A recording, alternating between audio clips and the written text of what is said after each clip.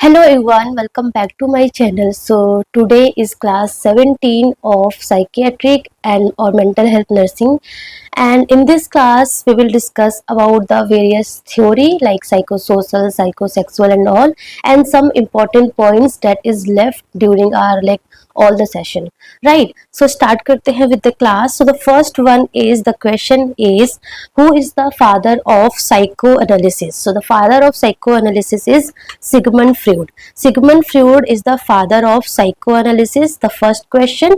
And the second question is the topographical theory of mind. Who gave this topographical theory of mind? So this is also the same person, same gentleman, that is Sigmund Freud, right? So what is topographical theory of mind? So this person, this Sigmund Freud, what he said our mind have basically three different conscious level. So we have three different conscious level in our mind. So that is conscious, pre-conscious and unconscious. So conscious means everything that we are aware, every thinking, every memory that we are aware. So that is the conscious level.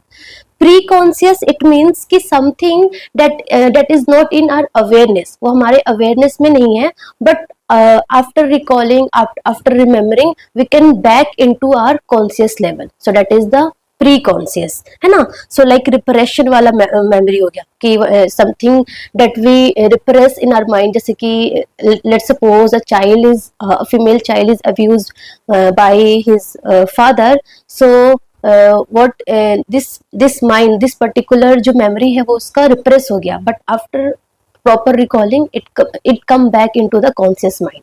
So that is the pre-conscious. And unconscious is something that is like deep buried, है ना. So deeply है जो हमें बिल्कुल भी we are not aware for that, है ना. So it is not aware of from that, and like in the childhood में वो कुछ भी चीजें हुई है that is depressed in our mind, है ना, वो हमें conscious में या फिर pre-conscious में नहीं है, but indirectly वे में एडल्ट में वो हमारे बिहेवियर को अफेक्ट करता है ना. इनडायरेक्टली वे में this unconscious mind affect our mind, है, अफेक्ट आवर बिहेवियर, है ना. So it affect our behaviour, our motivational like journey, है ना. सो लाइक हमारा ड्रीम में कभी कभी आता है. So that is something like unconscious mind. So it is characterized by illogical or contradictory feeling. ठीक है. So that is the conscious, pre-conscious and unconscious. That is the topographical theory of mind given by Sigmund Freud. Right. Then the second term is the parapraxis. है ना. So what is the meant by the parapraxis? So parapraxis is the slip of tongue. हम बोलते हैं ना ये slip of टंग हो गया. सो that is something जो हमारे अनकॉन्शियस माइंड में वो चीजें होती है एंड वो लाइक हमारा ड्रीम के फॉर्म में, पैराप्रेक्सिस के फॉर्म में वो आती है ना. So that is the parapraxis. Then two more important word जिससे बहुत बार एमसीक्यू एग्जाम में आया है with example, that is transference and second one is the counter transference. So transference का मतलब क्या है? ट्रांसफरेंस का मतलब कि transfer of like on feeling thoughts किसके ऊपर, लाइक पेशेंट जो है, पेशेंट के जो खुद के जो थॉट फीलिंग है वो जो थेरेपिस्ट है, जो हेल्थ केयर वर्कर्स है, उस पे वो डिस्प्ले करेगा ना. So feeling that patient develop for health care worker, है ना. So like if let's suppose the patient said ki a nurse is caring for her patient and this patient will say ki you remembering my mom, है ना, या फिर you remembering my father. So like that, है ना. So that is the transference. मतलब patient therapist की तरफ feeling करेगा. and counter transference में क्या होगा कि जो हेल्थ केयर वर्कर्स है वो पेशेंट के लिए की तरफ फीलिंग करेगा ना. So feeling the health care workers develops for the patient. So like the doctor will say कि you are resembling with my mom, है ना. So that is the counter transference. Transference में पेशेंट करेगा and counter transference में health care workers करेगा, therapist करेगा. ठीक है ना. One more word that is the abreaction. So abreaction में क्या होता है? Recall of memory with the release of emotion. So जैसे कि अभी मैंने जो आपको एग्जांपल दिया कि a child is abuse by her father. So क्या होगा? When child is abuse by her father, so जब उसको थेरेपिस्ट उसको रिकॉल करने की कोशिश करवाएगा, जब उसको याद आएगा, तो जब वो उसको याद आएगा तो वो क्या होगा? वो जो चाइल्ड है, वो जो फीमेल है, वो क्या करेगी? वो एंग्री होगी, बहुत ज्यादा क्राई करेगी, है ना, बहुत इमोशनल आउटबर्स्ट होएगा, है ना. And after that she feel relaxed, है ना. So that is the abreaction, recalling of that repressed memory with the release of emotion, so discharge of emotion, so that is the abreaction. So transference, counter transference and abreaction, ये कुछ terms आपको पता होना चाहिए, ठीक है। Then अभी हमने पढ़ा topographical theory of mind that is given by Sigmund Freud. Same the structural theory of mind, again it is given by Sigmund Freud, है ना, Sigmund Freud, that's why this man is called psychoanalysis, है ना, father of psychoanalysis. So structural theory of mind में क्या है, like we have three type of mind, like id, ego and super ego. So id है, ego है and super ego है. So id and ego and super ego में क्या difference है and क्या है? So id is something की that is work on the pleasure principle. So like let's suppose I am giving you example. So let's suppose today is your birthday and आपने क्या आप writing पे है तो आपने पूरा लाइक ऑल द स्वीट्स आपने एकदम उसको अवॉइड कर रखा है, कोई स्वीट्स नहीं खाते हो because you want to lose your weight, है ना। सो आप डाइटिंग पे है, एकदम परफेक्ट वाला डाइटिंग पे है and today is your birthday या फिर आपके फ्रेंड्स के बर्थडे हो वट एवर। सो आप बर्थडे पे जाते हो and it's your favourite chocolate cake. So अब आपका क्या करेगा, आपका ईट क्या बोलेगा कि पूरा चॉकलेट केक खा लो, है ना, ईडी ये बोलेगा। सुपर ईगो क्या बोलेगा, नहीं यू आर ऑन डाइटिंग, सो आप बिल्कुल भी नहीं खा सकते हो। बट ईगो क्या बोलेगा कि take a piece of cake, है ना। सो ईट क्या बोल रहा था कि पूरा का पूरा खा लो, just work on the pleasure principle. Super ego जो था वो बहुत मोरालिटी पे जा रहा था, बहुत एकदम रूल्स रेगुलेशंस पे जा रहा था, नहीं आप बिल्कुल नहीं खा सकते because you are on dieting. But ego क्या किया, इसको बैलेंस किया, ना ही पूरा खाओ ना ही बिल्कुल छोड़ो बिकॉज बिल्कुल छोड़ भी नहीं सकते पूरा खा भी नहीं सकते। So just make a balance in between that, so that is the ego, है ना। सो ईगो बेसिकली क्या करता है, ईड और सुपर ईगो को एक बैलेंस करके रखता है। ना ही हम ईड की तरह बिहेव कर सकते हैं, ना ही हम प्रॉपर सुपर ईगो को फॉलो कर सकते हैं। So we are maintaining a balance, so that is the ego, right. So id and super ego balance, that is the ego. So id basically कौन से प्रिंसिपल पे वर्क करता है, that is the pleasure principle, जो कि बचपन like since the child born ये जो ईड है वो प्रेजेंट होता है, ठीक है ना। So id work on the pleasure principle, first important, and it is mostly like जो लाइक हमारा इंस्टिंक्ट हो गया and most primitive part of personality पे डिपेंड होती है and it completely in the unconscious domain में होता है ना। So it is completely unconscious memory में होती है, अनकॉन्शियस माइंड में होती है and it uses the primary process of thinking and it is present from the birth. Second हमारा है ego that work on the reality principle and और क्या करते हैं, it part that deals with the external world and maintains the balance and इसमें like conscious and unconscious दोनों components होते हैं। सुपर ईगो बेसिकली क्या है, ये मोरल प्रिंसिपल पे वर्क है, मोरल प्रिंसिपल पे ये बेस्ड है and it is more about like ideals, values, conscience, है ना। तो ये सारे प्रिंसिपल पे ये बेस्ड होता है। तो एवरीथिंग लाइक एकदम रूल्स रेगुलेशंस को फॉलो करना, that is the moral super ego, ठीक है ना। सो ये हमारा ego super ego very simple, ठीक है। So that is the structural theory of mind. Then the next theory that is the developmental theory. So developmental theory में हमारा first है that is the psychosexual stages of development. So that is given by Sigmund Freud. तो Sigmund Freud ने क्या बोला, उन्होंने बोला कि दिस साइकोसेक्सुअल जो है प्रॉपरली अकॉर्डिंग टू एज ये डेवलप होती है एंड अगर ये प्रॉपरली अगर डेवलप नहीं होगी तो एक स्टेज पे अगर इसमें कॉन्फ्लिक्ट होगा तो फिक्सेशन में कन्वर्ट हो सकता है, जैसे कि उन्होंने उसको 5 स्टेज में बेसिकली कन्वर्ट किया। सो फर्स्ट हमारा है ओरल स्टेज। सो ओरल स्टेज बेसिकली हमारा 0 to 1.5 ईयर्स के बीच में होता है एंड इन ओरल स्टेज में चाइल्ड क्या करेगा, एवरीथिंग ही put into his or her mouth, everything ही put into his mouth. So जो प्लेजर जो एरिया होगा वो क्या होगा, माउथ। सो प्लेजर एरिया क्या होगा, माउथ में होगा। एवरीथिंग वो क्या करेगा, मुंह में डालेगा एंड अगर इस पे कॉन्फ्लिक्ट हुआ इस स्टेज पे तो वो in the later stage child can become into like smoker या फिर नेल बाइटिंग, है ना। तो ये फिक्सेशन हो सकता है। सेकंड हमारा है एनल स्टेज। सो एनल स्टेज जो है वो बेसिकली 1.5 to 3 ईयर्स के बीच में होता है एंड यहाँ पे जो बेसिकली जो चाइल्ड है वो बॉल एंड ब्लैडर कंट्रोल पे ज्यादा फोकस करता है। सो लाइक जो प्लेजर जो है that is the bowel and bladder control, ठीक है ना। सो अगर इस स्टेज पे लेट्स सपोज किसी की जो पेरेंट्स है बहुत स्ट्रिक्ट है, बहुत ज्यादा क्लीनलीनेस के लिए स्ट्रिक्ट है, तो चाइल्ड बहुत ज्यादा क्या होगा, स्ट्रिक्टनेस होगा एकदम साफ सफाई के लिए, क्लीनलीनेस के लिए, तो child can Fixit into the OCD. तो जो हमारा ओसीडी है ना, that is the anal stage में फिक्स हो सकती है। एंड अगर किसी के पेरेंट्स लाइक इतना ज्यादा केयर नहीं करते हैं, तो लाइक बहुत ज्यादा डर्टी एंड वैसे रहते हैं, तो चाइल्ड उसमें फिक्स हो सकते हैं। So that is the anal stage.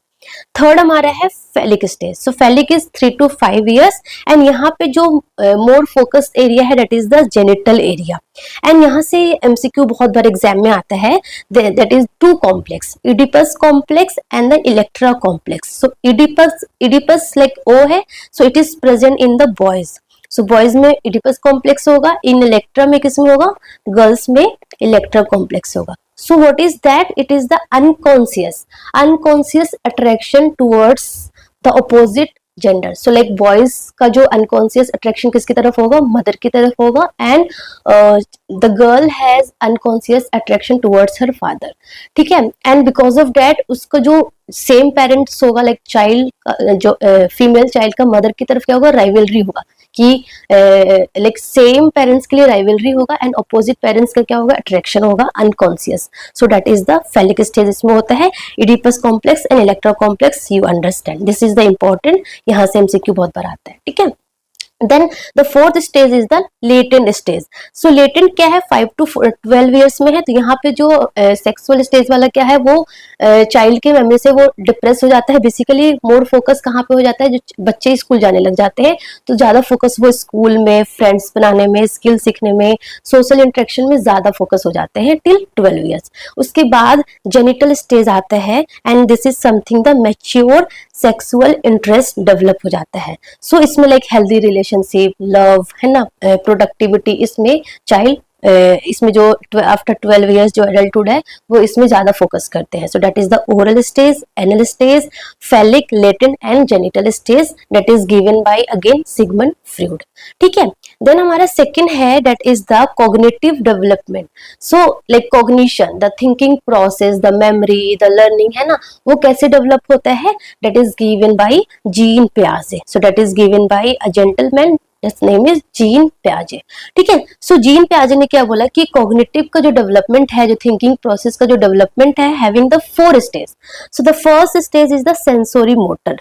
So sensory motor stage में क्या होगा, that is from birth to 2 years। So as the name suggest, sensory motor मतलब the child learn through senses. जो हमारे 5 सेंसेस है ना, लाइक टच, विजुअल, स्मेल है ना, तो उसके थ्रू चाइल्ड लर्न करेगा, है ना। So through like hearing, through visuals, through touch child learns. ठीक है ना। सो इसमें कुछ कुछ चीजें आपको याद करना है, that is the first, child learn through sensory observation, that simple.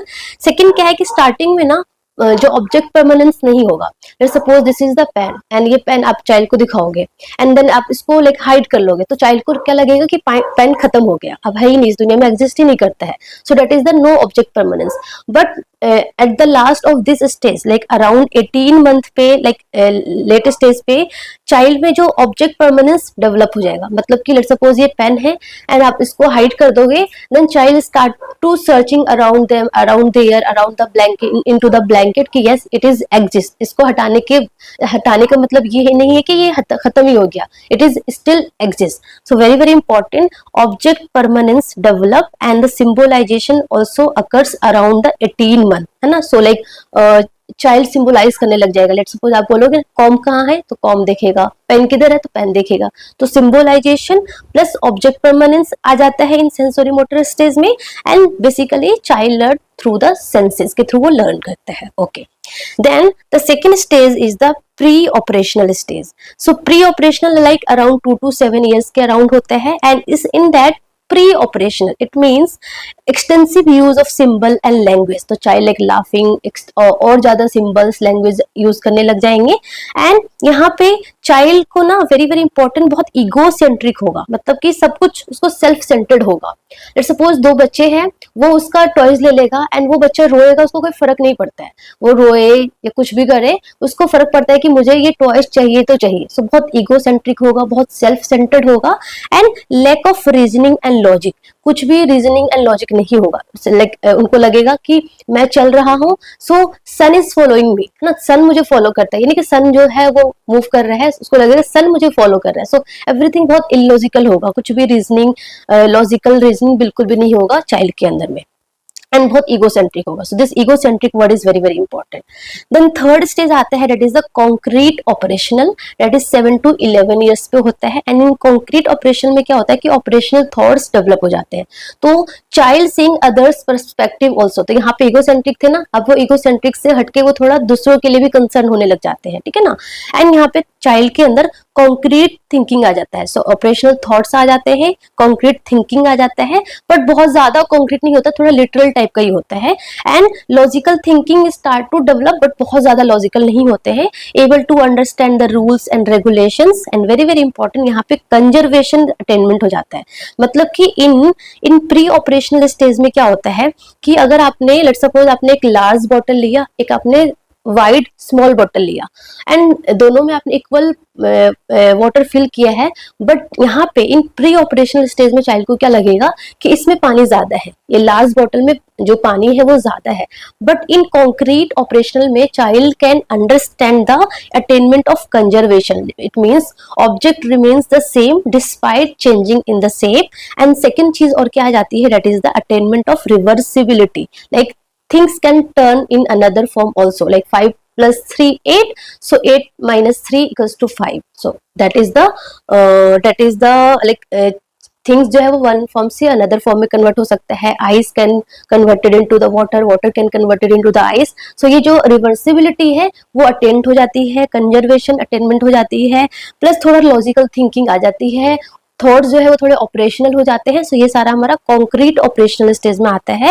And the last stage that is the formal operational. So formal operation that is the 11 years to the end of adolescence. तो यहाँ पे हर चीज best हो जाता है। तो child के अंदर एब्स्ट्रैक्ट थिंकिंग आ जाती है, वहां पे लॉजिकल थिंकिंग आई थी, यहाँ थोड़ा एब्स्ट्रैक्ट थिंकिंग भी आ जाती है।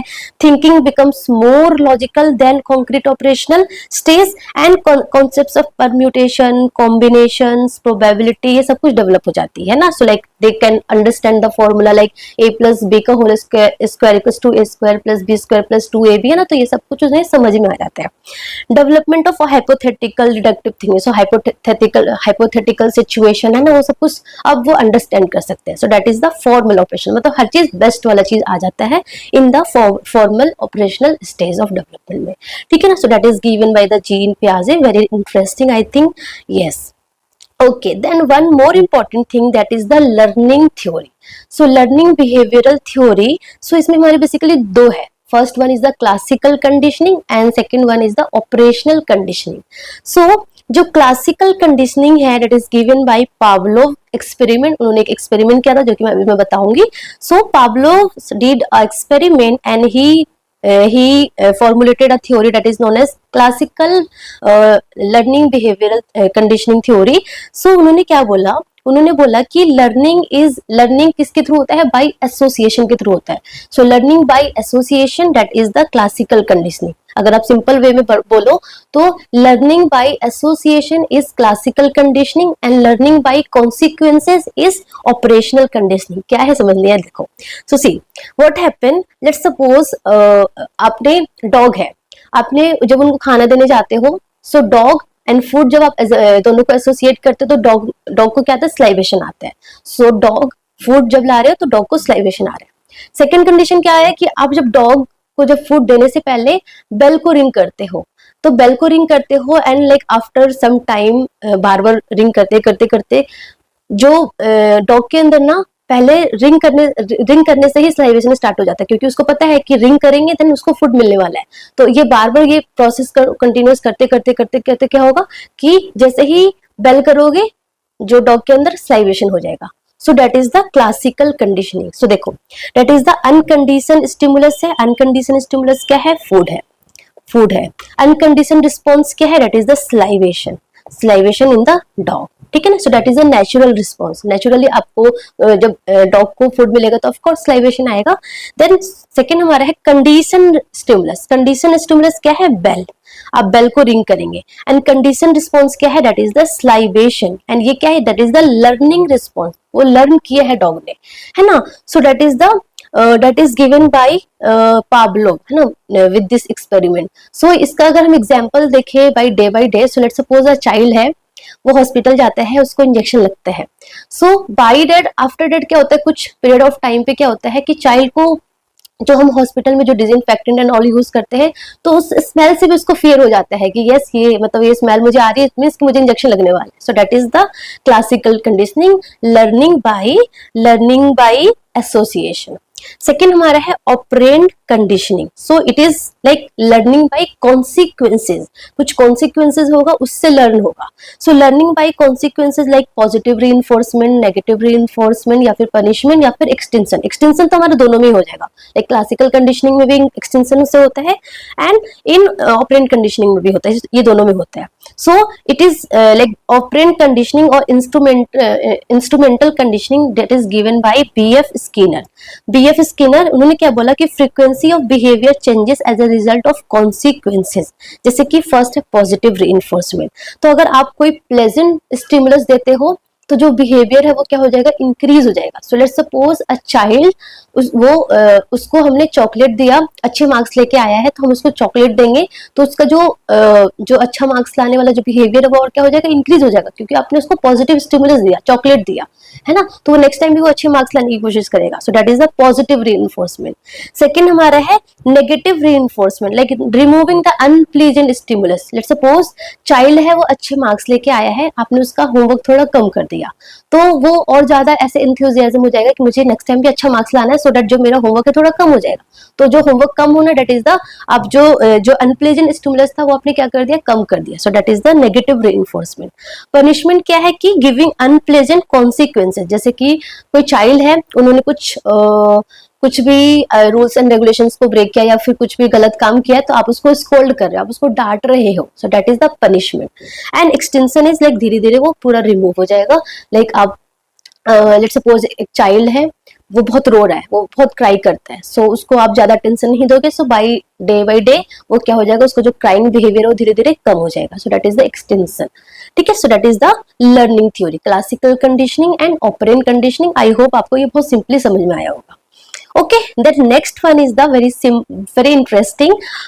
I can't say this is simple because इसमें थोड़ा सा आपको याद करना पड़ेगा ज्यादा.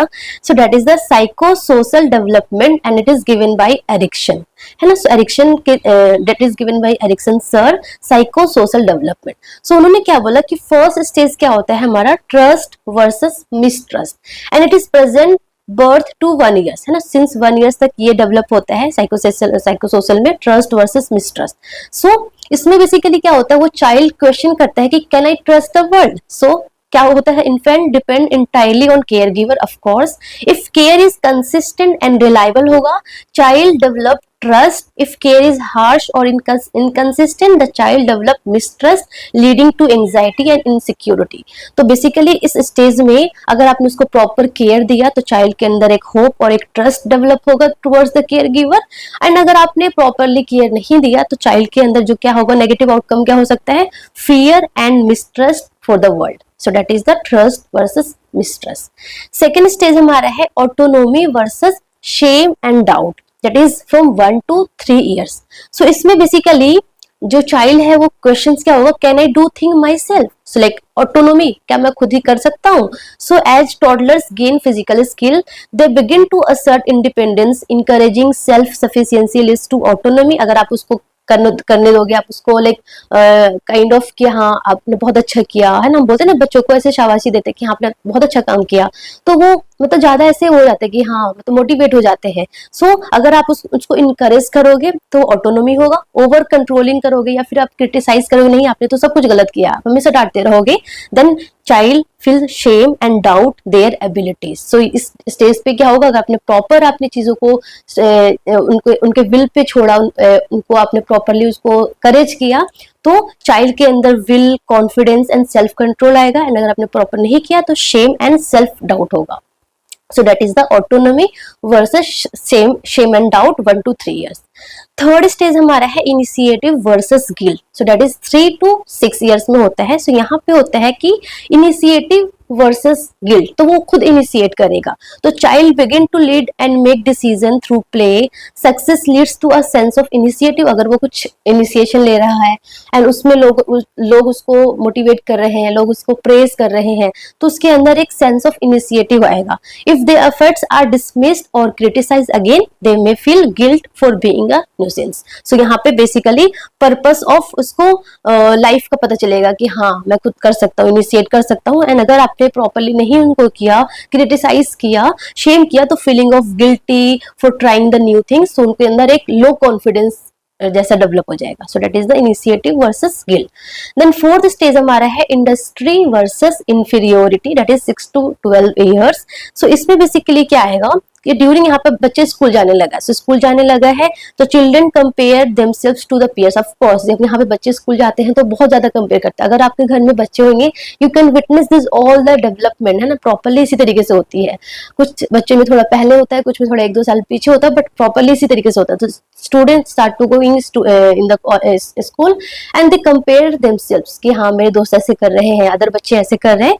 Mastering new skills lead to industry competence develop होगा। फेलियर और lack of support result in feeling of inferiority, है ना। सो यहाँ पे competency, confidence in abilities develop होगा। एंड अगर प्रॉपरली उनको नहीं आप उसको शेम वगैरह करते रहोगे हमेशा, तो inferiority and low self esteem develop हो जाएगा in that stage. Then the fifth stage क्या है, that is the identity versus role confusion, that is 12 to 18 years. So यहाँ पे आइडेंटिटी डेवलप होगा। हु एम आई, मैं कौन हूं, मेरी क्या आइडेंटिटी है। So adolescence explore different values, belief and goals to find their true self. Success leads to strong identity and failure navigate this exploration leads to role confusion and a weak sense of self, है ना। So basically इस stage में strong sense of identity develop होगा। अगर proper नहीं हुआ तो confusion about the future roles develop हो जाएगा। So every stage is very very important, है ना। देन द सिक्स्थ स्टेज हमारा क्या है, that is the intimacy versus isolation as the name suggests, है ना। so the focus shift to forming deep committed relationship, है ना। and अगर सक्सेस होगा तो of course intimacy, love and intimacy develop होगा। and अगर avoiding intimacy or fearing commitment then it leads to loneliness and isolation, ठीक है। so that is the intimacy versus isolation, that is 18 to 40 years, kind of कि जो marriage वाली life होती है उस टाइम का, है ना। then generativity versus stagnation, that is around 40 to 65 years के अराउंड होता है। सो इसमें है कि अब क्या हो गया, अब उसके शादी हो गई, बच्चे हो गए, अब क्या वो ये सोचेगा कि मैंने वर्ल्ड के लिए क्या किया, मैंने कुछ किया लाइफ में कि नहीं किया, वो ये सोचेगा। तो एडल्ट स्ट्राइव टू क्रिएट और nurture things that will Outlast them, parenting, work, community, ये सब कुछ देखेगा। सक्सेस अगर वो प्रॉपर लगता है कि हाँ मेरे बच्चे सक्सेस कर गए, मैंने प्रॉपरली कम्युनिटी में कुछ अपना योगदान दिया है, तो it leads to care and productivity. And अगर ये फेल होगा तो उनके अंदर एक स्टैग्नेंट और अनप्रोडक्टिविटी डेवलप होगा। सो that is the end the next one is ego integrity versus despair, that is after 65 years. मतलब यहाँ पे है कि उनको लगेगा अब क्या है, अब आफ्टर 65 ईयर्स मोस्टली अब बढ़ने का टाइम हो गया है ना। सो अब वो सोचेगा कि मैंने अपनी लाइफ में मीनिंगफुल पर्पसफुल लाइफ जिया कि नहीं जिया। So in late adulthood individual reflect on their lives, a sense of fulfilment leads to ego integrity, regretting missed opportunity of failed goals lead to despair and bitterness. So basically इस stage में wisdom and satisfaction होगा कि yes I am satisfied by my life, मैंने properly योगदान दिया life में, अपने बच्चों को properly सब कुछ किया। so wisdom and satisfaction होगा। एंड अगर ये proper नहीं होगा तो regret and despair होगा कि यार लाइफ में तो मैंने कुछ किया ही नहीं, अपने बच्चों के लिए तो कुछ किया ही नहीं, उनको तो कुछ दिया ही नहीं है ना। so that is the development, that is the psychosocial development in the that is given by Erikson, ठीक है ना। so that is very important, इसको 2-3 बार पढ़ोगे ना बहुत इजीली याद हो जाएगा, ठीक है ना। बस ये नेम ही में आपको सब कुछ समझ में आ जाएगा। Industry versus inferiority, identity versus role confusion, यहाँ पे आइडेंटिटी होने वाली है, इंटीमेसी वर्सेस आइसोलेशन, तो नेम में ही सब कुछ अच्छे से दिया हुआ है, ठीक है। देन हमारे कुछ, मैंने बोला था कुछ हमारे टॉपिक है जो हमने कवर नहीं किया था। सो कुछ पॉइंट है जो बेसिकली एग्जाम में पूछ सकते हैं। So that is first one is the sexual disorder में फर्स्ट हमारा है transsexualism, so that is the gender identity disorder होता है। सो इसमें बेसिकली क्या होता है, basically it develop in adolescence and children में, एंड इसमें बेसिकली क्या क्या होता है, that is desire to live and be treated as the other sex. So like अगर फीमेल है तो मेल की तरह बनना चाहेगी, मेल है तो वो फीमेल की तरह बनना चाहेगी, है ना। So discomfort with one's anatomical sex organ, तो वो खुद के ऑर्गन से उसको डिस्कम्फर्ट होगा, है ना। And desire to change that organ and convert into the opposite sex, so that is the transsexualism. And इसका जो ट्रीटमेंट क्या है, that is the sex reassignment surgery. So that is the first disorder. Second disorder क्या है, that is the dual role transvestism. So dual role transvestism में क्या होगा, episode of cross dressing. तो यहाँ पे उसको खुद के ऑर्गन से उसको कोई वो नहीं है, डिस्पेयर नहीं है, वो ठीक ठाक है, बस बेसिकली उसको क्या क्रॉस ड्रेसिंग करेगा, मतलब कि फीमेल जो है वो मेल वाला ड्रेस पहनेगा, मेल है जो फीमेल वाला ड्रेस करेगा, तो क्रॉस ड्रेसिंग होगा। And temporary sense of belonging to the opposite sex, no desire to change the sex organ, very important, and no sexual arousal during the cross dressing. देखो एक होता है, एक तो हमारा था डुअल रोल ट्रांसविटिज्म, थर्ड हमारा होता है fetishistic transvestism, that is the third one. इसमें क्या होता है ना कि इसमें जब वो क्रॉस ड्रेसिंग करते हैं तो उनके अंदर एक सेक्सुअल अराउजल होता है, सो दैट इज द फेटिस्टिक ट्रांसविस्टिज्म। सो ये दोनों को आप डिफरेंशिएट कर सकते हो। इसमें अगर वो दूसरों का ऑपोजिट जो ड्रेस पहनेगा तो उसके अंदर एक अराउजल नहीं होगा, बट इसके अंदर अराउजल होता है, so that is the difference, है ना, क्लियर डिफरेंस। दैट कुछ आपको टर्म्स याद करना है, जैसे कि erectile dysfunction, the most common organic cause of erectile dysfunction is the diabetes, and इसका जो ट्रीटमेंट ऑफ चॉइस क्या है, that is the sildenafil और oral phentolamine, ठीक है ना। That first is that. Second क्या है, प्री मैच्योर इजैकुलेशन किसको बोलते हैं, if ejaculation occur in less than 1 minute then it is called premature ejaculation, and इसका ट्रीटमेंट है SSRI, selective serotonin reuptake inhibitors. The other technique is like squeeze technique at the coronal ridge of the glands and stop start technique, like Siemens technique भी बोलते हैं। तो ये हमारा management है। Third हमारा होता है dyspareunia, that is the genital pain in man और वुमेन बिफोर, ड्यूरिंग और आफ्टर इंटरकोर्स, ठीक है। फोर्थ हमारा है vaginismus, that is the contraction of the lower 1/3 of the vagina during intercourse, ठीक है। And fifth one is the nymphomania, that is the excessive sexual desire in the female, तो हम nymphomania बोलेंगे, अगर मेल में होगा तो सेटिरियासिस बोलेंगे। सो ये हमारे कुछ टॉपिक था जो मे भी एग्जाम में पूछ सकते हैं, एंड ये बाकी सारी थ्योरी थी। एंड हमारा tomorrow is our last class of psychiatric, and उसमें हम सारे के सारे मेडिसिन डिस्कस करेंगे, like antipsychotics, antidepressants and the lithium, because ECT and हम जितने भी साइकोथेरेपी है ऑलरेडी हमने डिस्कस कर लिया है। सो बस हमारा ये टॉपिक बचा है, एंड आफ्टर दैट हमारा जो साइकियाट्रिक है सारा का सारा कंप्लीट हो गया फाइनली। एंड आप लाइक मेरे प्लेलिस्ट में जाना, that is the mental health nursing और साइकियाट्रिक, उसमें आपको सारा का सारा सिलेबस आपको मिल जाएगा। Okay, so that's all about today. Thank you so much. All the best.